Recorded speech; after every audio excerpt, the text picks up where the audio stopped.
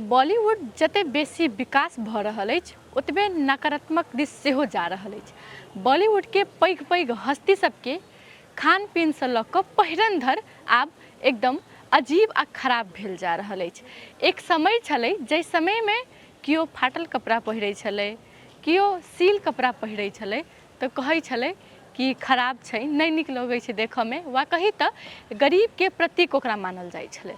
मुदा वह बॉलीवुड के बड़का बड़का हस्ती सब ओकरा फैशन के रूप में लै छै।